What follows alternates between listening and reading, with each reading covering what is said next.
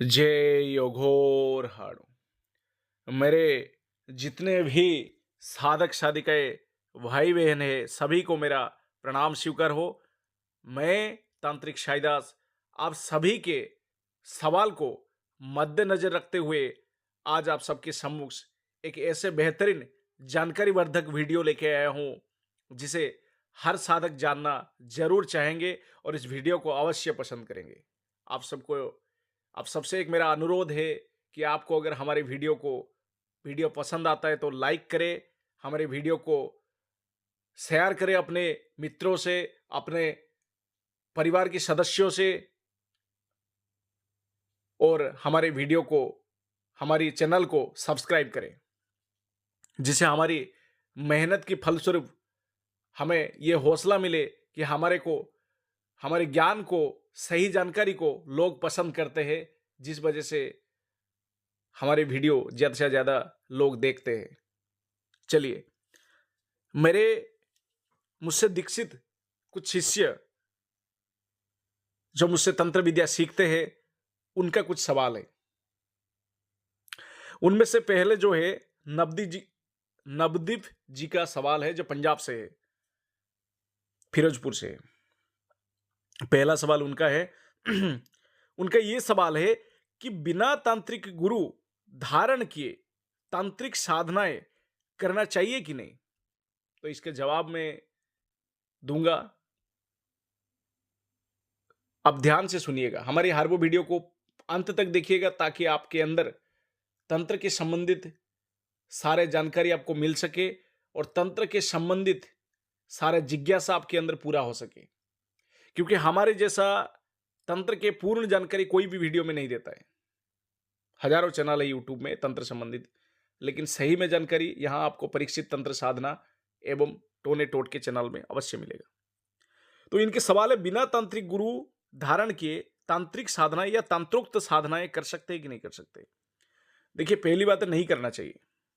क्योंकि जिस गुरु को तंत्र साधनाएं या तंत्रोक्त साधनाओं के बारे में जानकारी ना हो, वो व्यक्ति आपको क्या सिखाएगा।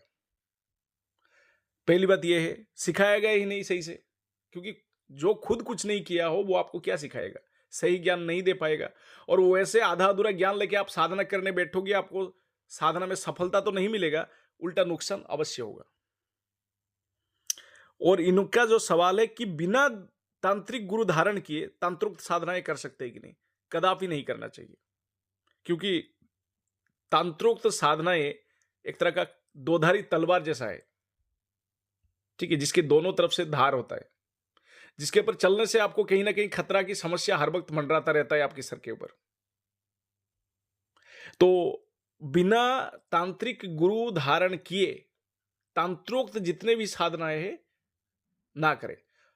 या तो आप किसी तंत्रोक्त विद्या को जानने वाला मार्गदर्शक के निगरानी में कर सकते हैं, चाहे आप फोन के जरिए से मार्गदर्शन ले या उनके सामने बैठ के साधना करें। वैसे सामने बैठ के कोई भी साधना नहीं किया जा सकता है, उससे सफलता नहीं मिलता है साधक को।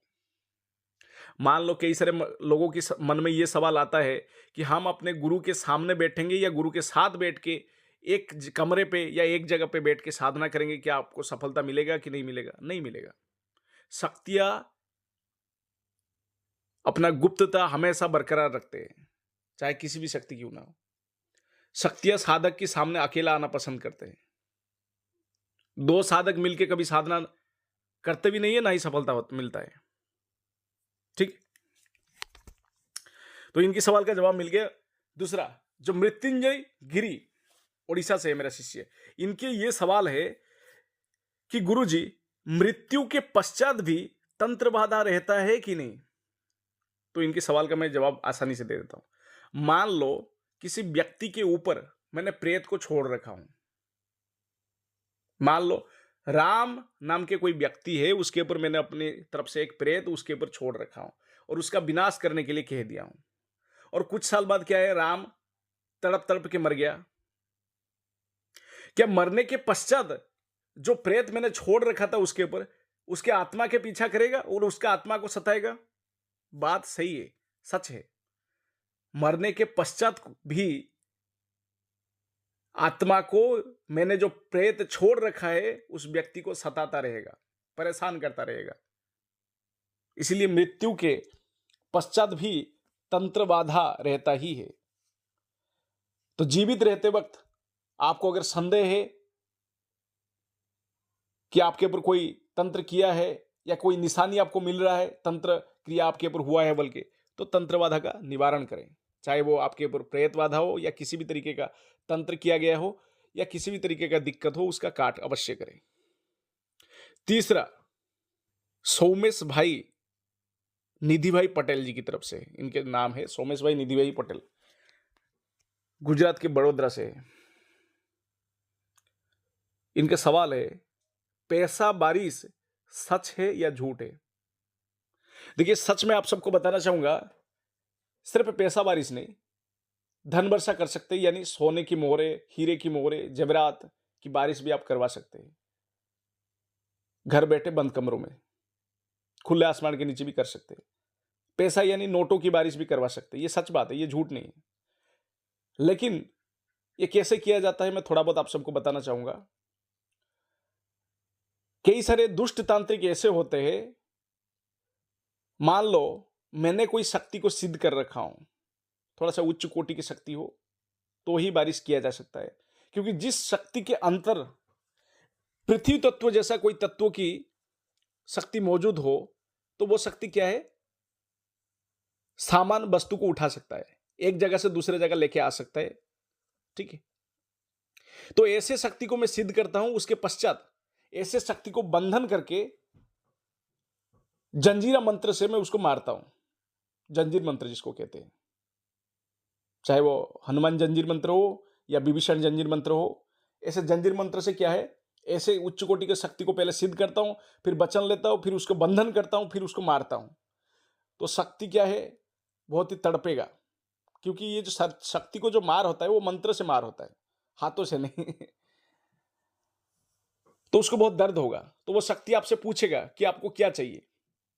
तो साधक या जो दुष्ट तांत्रिक होता है वो क्या बोलता है, मुझे 50 करोड़ रुपए चाहिए, तू कहीं से भी ला और इस कमरे में मुझे दे दे, बारिश करवा दे, धन की वर्षा कर दे, या गड़ा धन निकाल के मेरे सामने आके बारिश करवा दे, मेरे सामने रख दे। ऐसे बोला जाता है। इसको कहते पैसों की बारिश करना या धन वर्षा करना।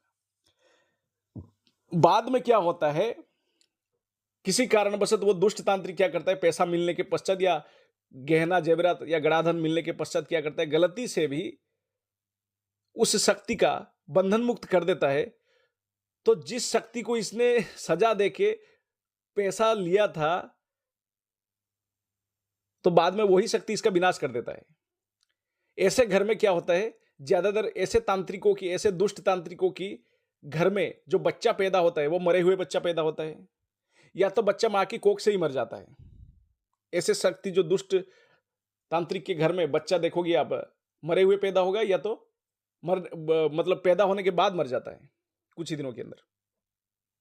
ठीक है, क्योंकि वो शक्ति मार देता है, शक्ति ज्यादा बदला लेता ही है। तो पैसा बारिश करना एक बहुत ही गलत कार्य होता है।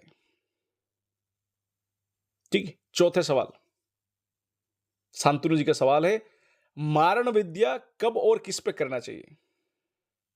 देखिए, मारण विद्या तो वैसे हर किसी दिन नहीं किया जा सकता है, सही मुहूर्त होता है इसका। ज्यादातर इसको गर्मी के मौसम में किया जाता है, या तो आप अमावस्या की मध्यरात्रि, या तो चंद्र ग्रहण, या तो कोई अशुभ समय जैसे होता है, मूल नक्षत्र में भी किया जाता है। ऐसे कई समय होता है जिसपे मारण क्रिया किया जाता है। ज्यादातर मारण क्रिया साधक नहीं करते, दुष्ट तांत्रिक वगैरह करते रहते हैं अपने फायदों के लिए। और कई बार साधक भी सामने वाले के ऊपर मारण करता है, क्योंकि उसके पीछे कोई हाथ धो के पड़ जाए उसके जान के पीछे, तो किया जाता है। और मारण क्रिया किस पे करना चाहिए, तंत्र में यह बताया गया है, कोई इंसान आपके पीछे हाथ धो के अगर पड़ जाता है, आपकी जान के पीछे हाथ धो के पड़ जाता है, या आपके परिवार के पीछे या आपके जान के ऊपर खतरा बना रहता है वो इंसान, सामने वाला इंसान, तो ऐसे इंसानों के ऊपर मारण क्रिया किया जा सकता है। आपके घर के इंसानों के ऊपर, सदस्यों के ऊपर, या आपके ऊपर कोई खतरा आए जो इंसान खतरा दे रहा है वो लगभग जान लेने जैसा खतरा दे रहा है, खतरा पैदा कर रहा है, तो ऐसे इंसानों के ऊपर मारण क्रिया किया जा सकता है। 5वां सवाल, ठीक है, वंदना जी की तरफ से है। वंदना जी की तरफ से है। क्या इंसान चाहे तो भगवान बन सकता है? बेहद ही अच्छा सवाल पूछे। मैं आप सबको बताना चाहूंगा, मेरे जितना ज्ञान कहता है और शास्त्रों को मैंने जितना पढ़ा हूं, कोई इंसान चाहे तो सच में वो देवता बन सकता है। कैसे? वो इंसान अपने जीवन काल में इतना पुण्य कर्म करेगा, वो चाहे तो स्वर्ग की इंद्र भी बन सकता है। ठीक है, इंद्र किसी का नाम नहीं है, इंद्र एक आसन का नाम है। जैसे हमारी धरती में मुख्यमंत्री होते हैं, मुख्यमंत्री किसी का नाम नहीं होता है, मुख्यमंत्री एक आसन होता है, एक पदवी होता है। प्रधानमंत्री, गृह मंत्री, वैसे ही इंद्र एक आसन का नाम है। तो बहुत ही ज्यादा पुण्य करने पे देवता प्रसन्न होके वरदान मांगते हैं। तो कई सारे साधक पहले पिछले जन्म में राक्षस ऐसे हुए हैं जो वरदान के स्वरूप इंद्रासन भी मांगे हैं, और कई सारे ऐसे तपस्वी ऐसे थे जिन्होंने वरदान के स्वरूप देवता बनने की मांग करी है। फिर देवता बनने के बाद आप चाहे तो अमृत का भी प्राप्ति कर सकते हैं। हाँ, भगवान तो नहीं बन सकते, भगवान देवता से ऊपर होते हैं। कोशिश किया जाए तो भगवान भी बन सकते हैं, बहुत ही ज्यादा पुण्य करने पे आप देव तुल्य ऐसा बन जाएंगे कि आप दूसरे किसी को भी वरदान दे सकते हो। आप दूसरे किसी को आशीर्वाद दो जो पूरा हो जाएगा, इसी को तो भगवान कहते हैं। तो वंदना जी, आपके सवाल का जवाब अवश्य आपको मिला है, मुझे ऐसा उम्मीद है।